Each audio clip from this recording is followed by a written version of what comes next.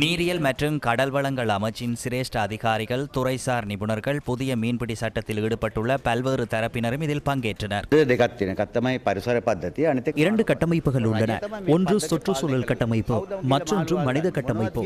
அரசாங்கமே இந்த கட்டமைப்பை கட்டுப்படுத்த வேண்டும். யார் மீன்பிடிக்க செல்லுகிறார்கள், எவற்றை பிடிக்கின்றனர், எங்கு சென்று பிடிக்கின்றனர், என்ன தொழில்நுட்பத்தை பயன்படுத்துகின்றனர், அதேபோன்று எவற்றை செய்ய முடியும், எவற்றை செய்ய முடியாது, செய்ய முடியாதவற்றை செய்ய போனால் தண்டனை என்ன, இவற்றை நாம் கண்டிப்பாக கட்டுப்படுத்தாவிட்டால் இன்று எமது வழங்கலை நிலையான முறையில் நிர்வகிக்க முடியாது.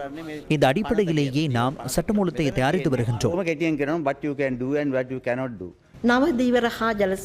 புதிய நீரியல் மற்றும் கடல் வளங்கள் சட்டம் மூலம் 12 பகுதிகளை கொண்டுள்ளது. உரிமைகளை வழங்கும் முறை தொடர்பில் இந்த ஆவணத்தில் மிக தெளிவாக கூறப்பட்டுள்ளது. மீன்பிடி சட்டத்தில் மீனவர் என்ற சொல்லை வரையறுக்கவில்லை. மீனவர்களுக்கு உள்ள பாதிப்பினை தெளிவாக குறிப்பிட்டுள்ளோம். இந்த மீன்பிடி துறையால் மறைமுகமாக பாதிக்கப்படுபவர்களுக்கான வரையறையை நாங்கள் இணைத்துக் கொண்டுள்ளோம்.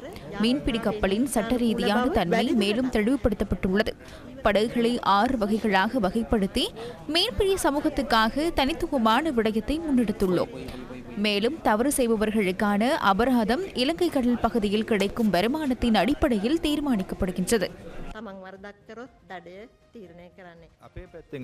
எங்கள் பக்கத்திலும் நாங்கள் இதை அரசியல் ரீதியாக பார்க்கின்றோம். இந்த சட்டமூலம் தமது தேசிய பொருளாதார செயல்முறைமைக்கு முழுமையாக பயன்படுத்தக்கூடிய வகையில் கொண்டு வரப்பட வேண்டும் என்பதே அடிப்படையாகும்.